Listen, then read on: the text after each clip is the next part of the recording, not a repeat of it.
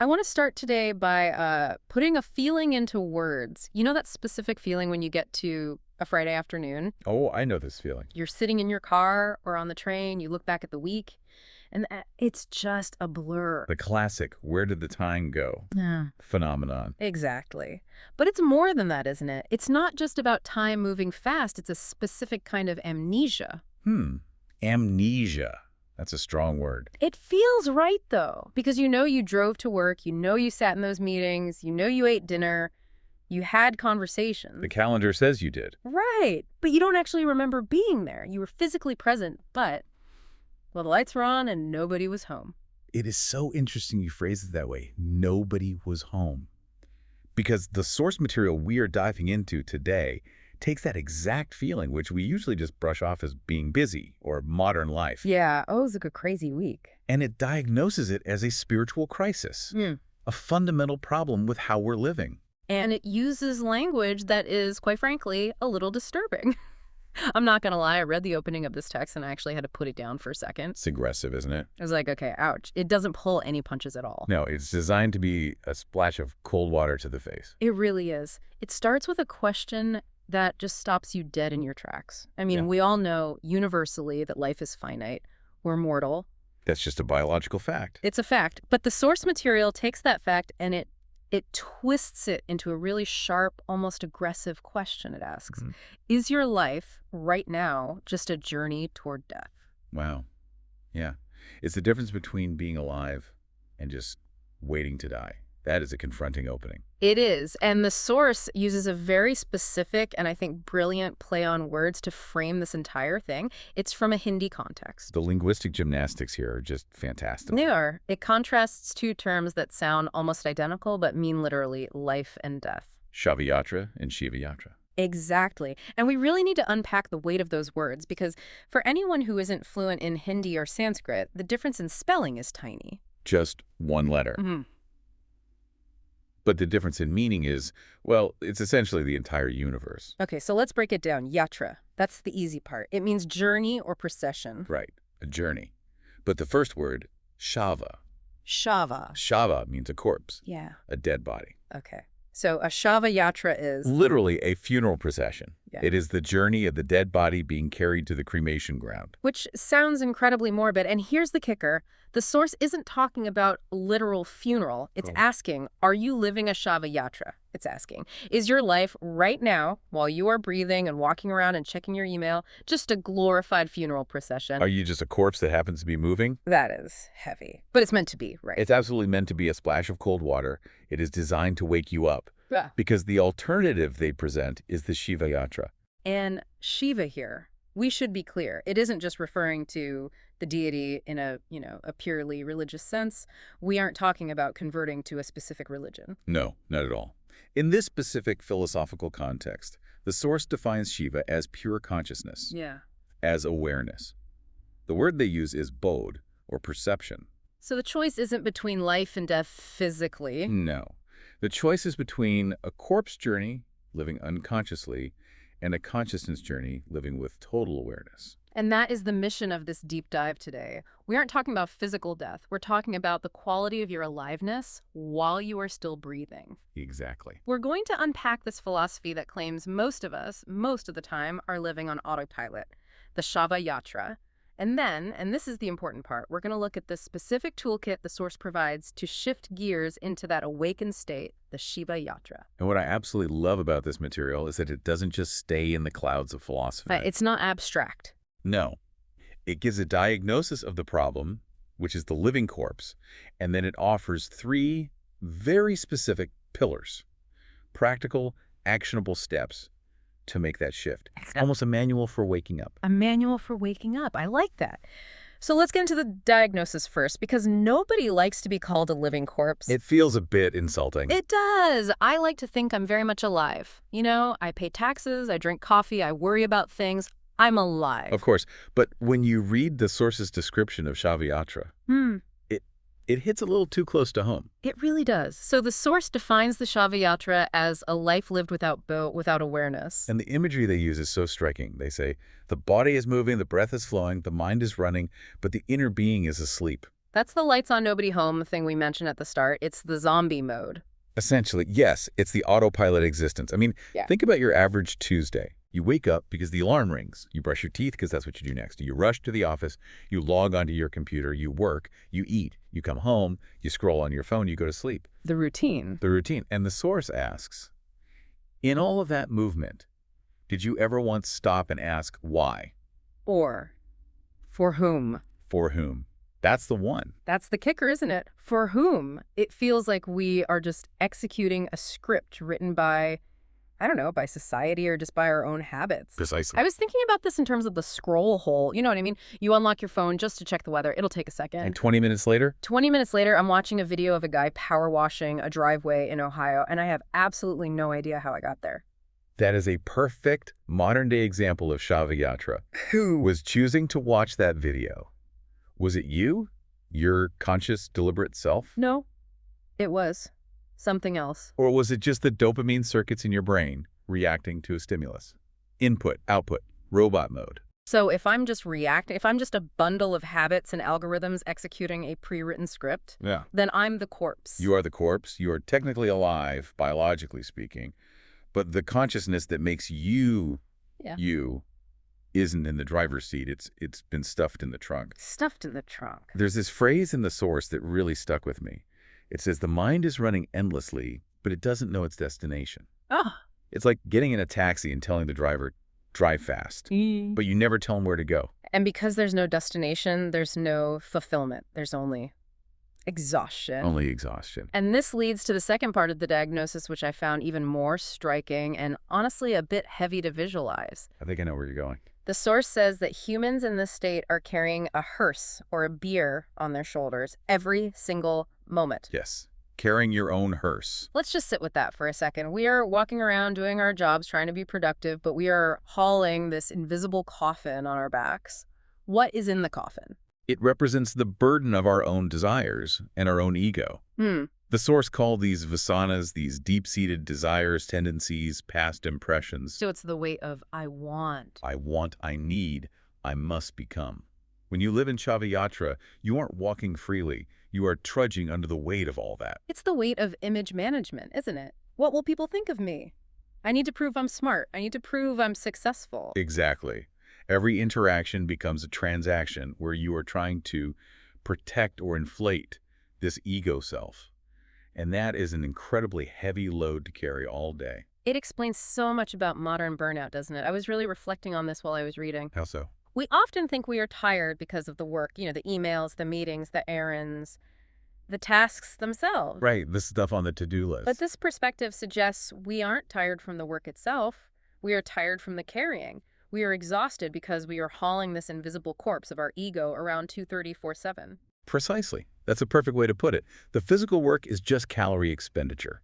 You can run a marathon and feel energized if your mind is free and joyful. Sure. But you can sit in a chair for 8 hours and feel absolutely destroyed if your mind is carrying the hearse. So the exhaustion is psychological. The psychological exhaustion comes from the lack of consciousness. Right. The source asserts that without Shiva, without that spark of awareness, humans are merely biological machines.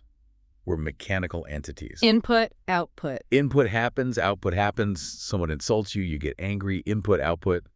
There is no space, there is no choice. And that right there is the definition of the corpse journey. It's reactive, it's robotic. And true. it sounds miserable. So let's pivot to the solution. Yes, please. Because I don't want to stay in the hearse any longer than necessary. The source introduces the Shiva Yatra. The journey of consciousness. Right. And you mentioned earlier that Shiva here represents awareness. So this is the shift from being a machine to being. Witness. That is the core binary the source presents. Living in forgetfulness versus living in consciousness. Now, before we get to the how, we have to talk about the where. The where. Because usually, when people talk about higher consciousness or spiritual awakening, the immediate assumption is that you have to reject the world. Oh, yeah. The whole concept of Maya, usually when you hear about Maya in spiritual texts, it's translated as illusion, right? Right. And the instruction is always to run away from it. The world is fake, money is evil, relationships are traps, go to a cave. Exactly. Renounce it all. But this source has a very nuanced and, frankly, very refreshing take on Maya. Okay. It says, we do not need to reject Maya. Okay, that's a relief. So I don't have to quit my job, sell my house, and leave my family. No, please don't. The source describes Maya not as a trap to be escaped, but as the dance or the power. The word is Shakti. The dance. And consciousness, or Shiva, is the witness of that dance. The text explicitly says, without Maya, we cannot express ourselves. Oh, I like that. So the world isn't a trap, it's the stage. It's the medium of expression. Think of it like electricity in a light bulb. Okay. Consciousness is the electricity. But without the bulb, which is Maya, the material world, your body, your mind, the electricity can't shine. It can't express itself as light. We need the world. We need the world. Without the power of the world, consciousness can't do anything. But, and this is the big but, without consciousness, we are just dead mechanics lost in the machinery. We're just the light bulb with no power. Exactly. So the goal isn't to divorce Maya. The goal is the union of the two. You want to be in the world, in Maya, but anchored in awareness, in Shiva. There's a paraphrase from the source that really clarified it for me. It says something like, Maya's abandonment is not important. Remembering Shiva within Maya is important. That's the core of it. It's about integration, not escape. Okay.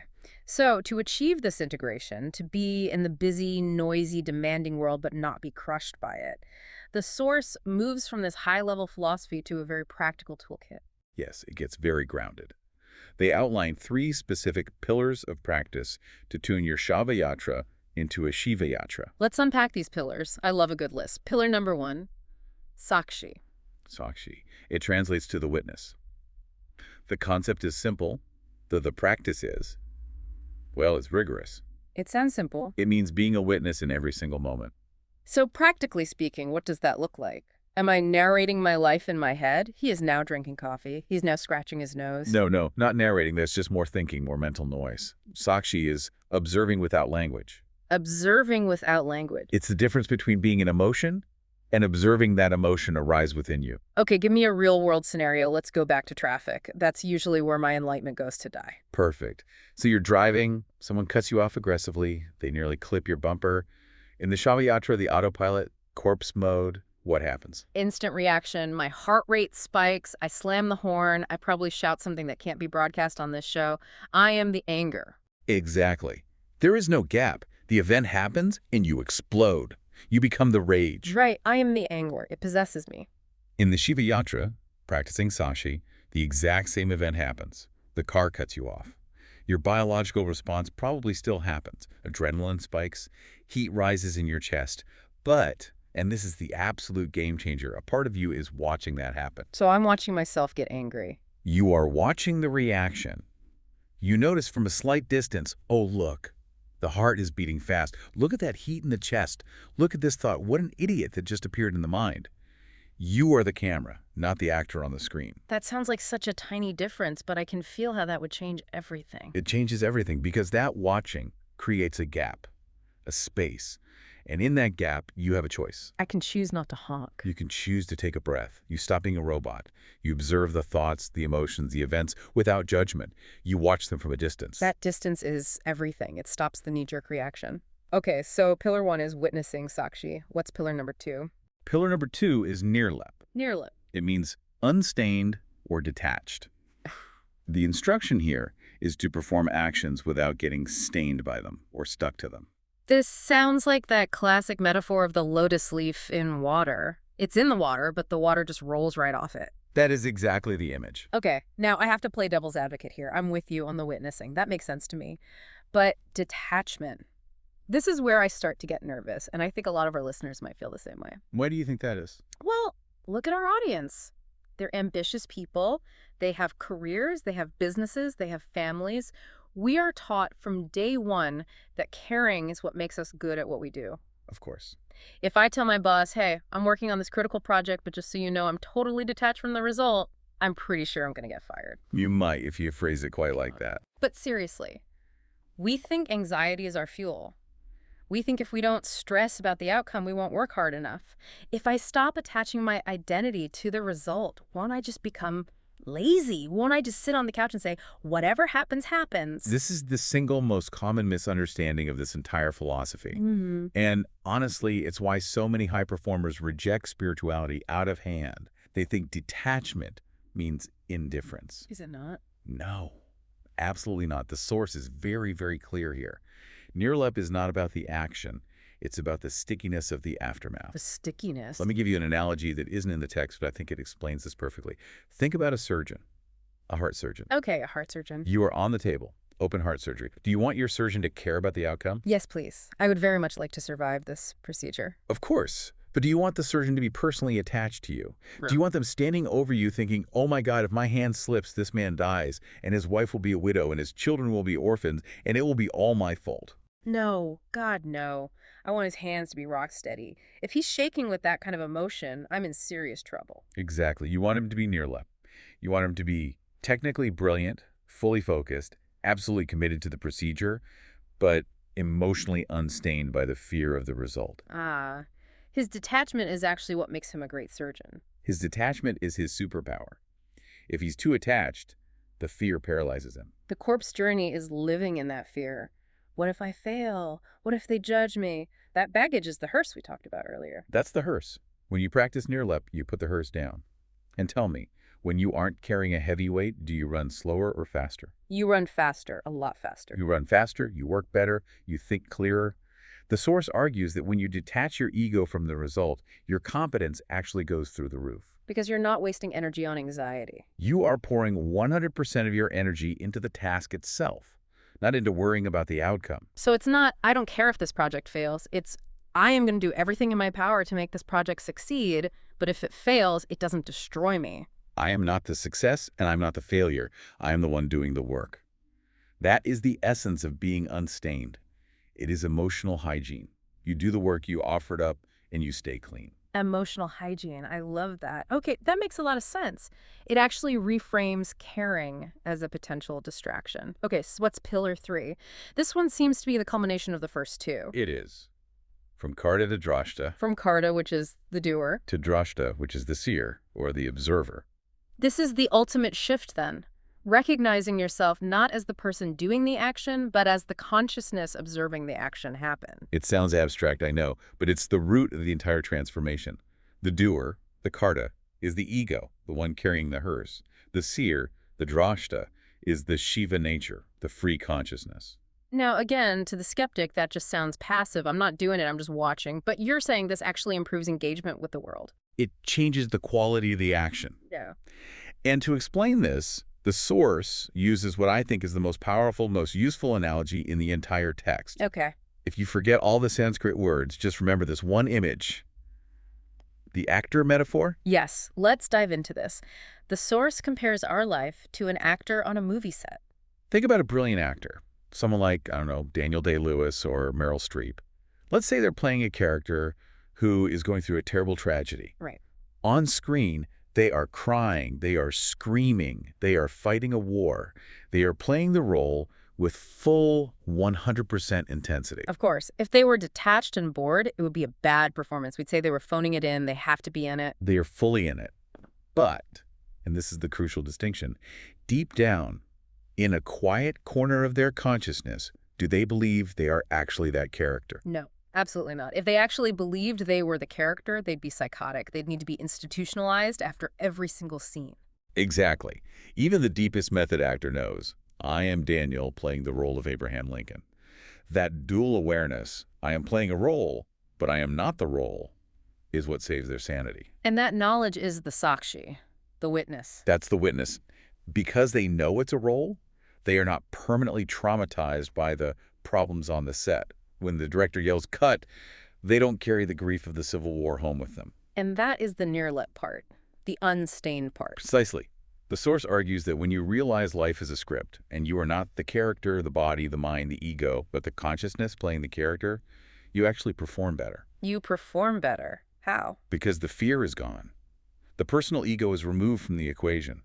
An actor who is terrified that the audience will hate them gives a stiff, self-conscious performance. Sure, they're in their head. An actor who is lost in the joy of this performance, knowing it's just a play, gives a masterclass. They're free. That makes so much sense. It reduces the Yeah. stakes. If I screw up a presentation at work, it's just a plot twist in the movie of my career. It's not the fundamental destruction of my soul.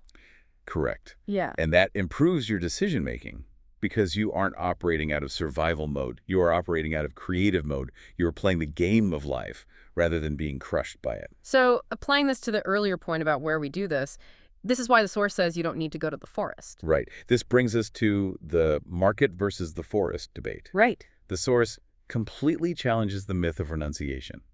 They say the real challenge, the real test of a master, is keeping that center of peace amidst the noise and chaos of the market, the world of work, family, traffic, responsibilities. Because if you go to the forest, you're just changing the set of the movie. You're still the same actor with the same hangups. Exactly. If you carry your hearse of ego to the Himalayas, you'll just be miserable and anxious in the snow instead of miserable and anxious in the office. The location doesn't matter. The internal state is everything. Maya's abandonment is not important. Remembering Shiva within Maya is important. That quote again. That's the whole practice. You can be a CEO, a parent, an artist, and be on the Shiva Yatra, provided you remember you are the actor, not just the role. This recontextualizing, this change of perspective, really changes the definitions of some of these big spiritual words. The source tackles concepts like mukti, which means liberation, and sadhana, spiritual practice. And I love how they flipped the script on mukti. This was a major aha moment in the text for me. Me too. I always thought of liberation as a destination. You meditate for 40 years, you climb the mountain, you suffer through a bunch of silent retreats, and then ding, you get the liberation badge, you unlock the achievement. That is the old view. It treats liberation as a future event, a ticket you buy now through suffering that you get to cash in later, maybe after you die. Right. The source completely rejects this.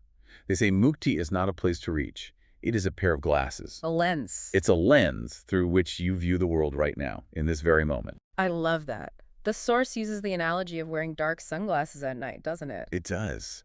You're stumbling around your own house, bumping into furniture, complaining that it's so dark, you're praying for the light to come. But the world isn't dark. Your lens is dark. So you don't need to change the room. You don't need to change the furniture. You just need to take off the glasses. Exactly. Liberation is simply the act of taking off the dark glasses of ignorance and putting on the clear ones of awareness.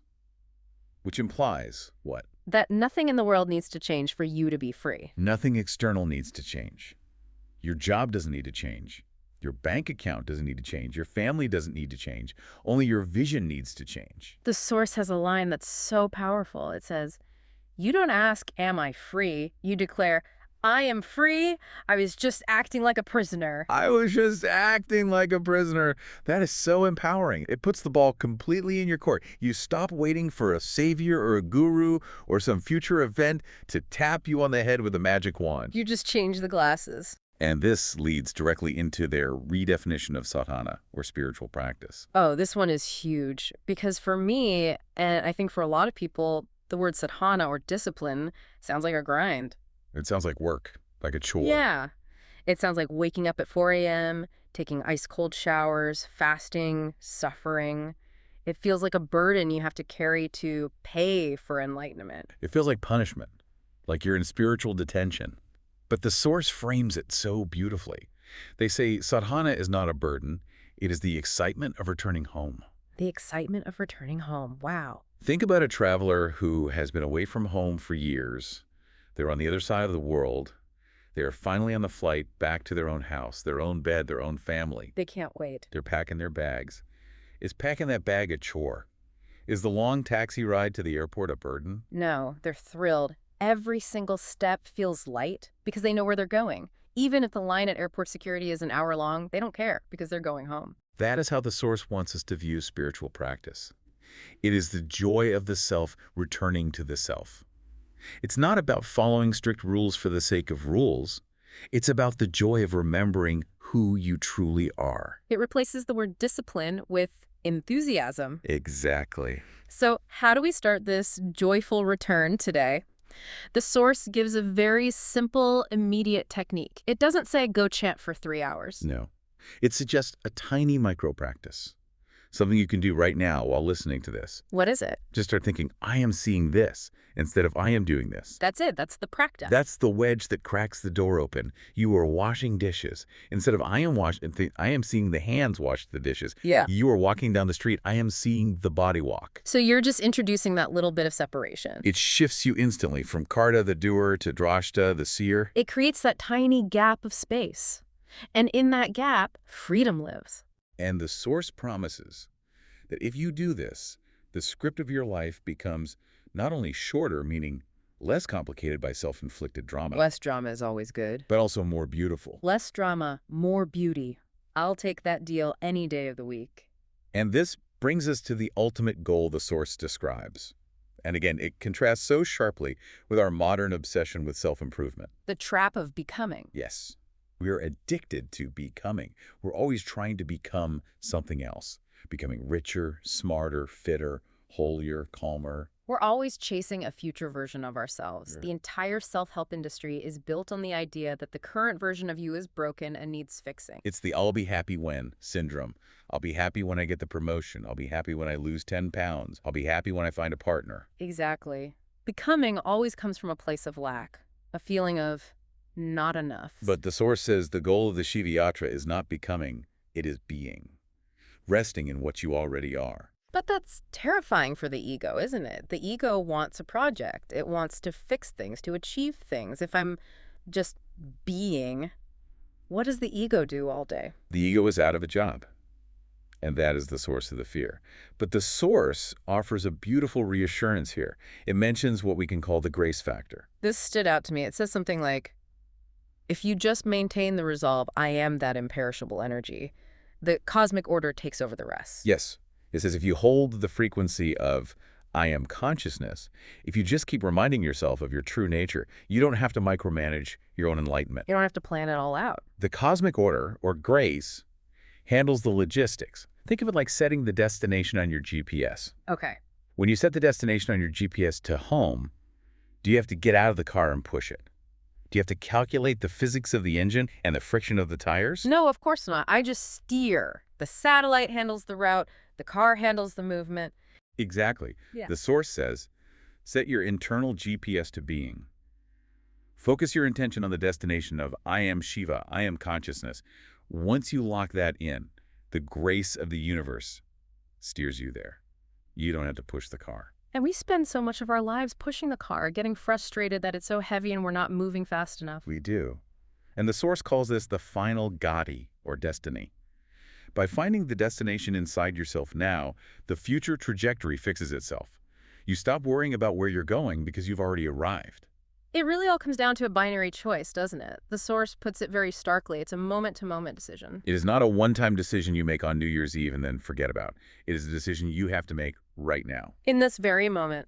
Am I in Shava Yatra unconscious, reactive, carrying the hearse? Yeah. Or am I in Shiva Yatra conscious, witnessing, free? Every time you check your phone, every time you answer an email, every time you have a conversation with your partner, which yatra are you on? That is the power of this teaching. It gives you agency immediately. There's nothing you need to acquire first. So, to summarize where we've been, this has been a really profound journey. It has. Life isn't about the events that happen to us. It's not about getting a better script. It's about the consciousness with which we play the role we've been given. Correct. The shift is from doer to observer. From the character trapped in the tragedy to the actor who loves the role but knows deep down that the stage is temporary. And just when you think you've wrapped your head around this, just when you feel like, okay, I get it, the source material throws a final curveball at the very end, a huge cliffhanger. Oh, yes. The provocative final thought. It opens up a whole new can of worms. It really does. It references a massive existential question that it just leaves hanging there for a future discussion. And honestly, it's the question that haunted me after I put the text down. It asks, if we are all just consciousness playing roles, Yeah. if we are all Shiva, and if we forgot who we are just to play this game, why did God create this universe in the first place? Right. If the whole goal is just to remember that we are Shiva, why did Shiva forget himself to become us in the first place? What is the point of this whole game? Why create the illusion if the goal is just to break the illusion? It's the ancient question of Leela, or divine play. Why the separation? Why the drama? Yeah. If perfection existed in the beginning, Why create imperfection? The source just leaves us hanging on that one. But it's a beautiful thing to ponder, isn't it? Maybe. Maybe the game is just that fun. Or maybe, just maybe, the joy of finding yourself is infinitely greater than the safety of never having been lost. Ooh, say that again. That's a good one. The joy of finding yourself is greater than the safety of never having been lost. You can't enjoy the feeling of homecoming if you never leave home. Precisely. The Shava Yatra, the forgetting, the autopilot, the struggle, is the necessary setup for the Shiva Yatra. The remembering, the awakening, the joy. You had to fall asleep so you could have the profound pleasure of waking up. That is a beautiful place to land. And I guess we will have to wait for the next deep dive to unpack the cosmic why. It's indeed. A question for another day. For today, the invitation is clear. You don't have to change your life on the outside. You just have to change your glasses. Try to put on the glasses of liberation today, just for the next hour. See what happens when you stop being the doer and start being the witness. From corpse to consciousness, it's just one breath, one moment of awareness, away. Thanks for diving in with us. We'll see you on the next journey. Goodbye for now.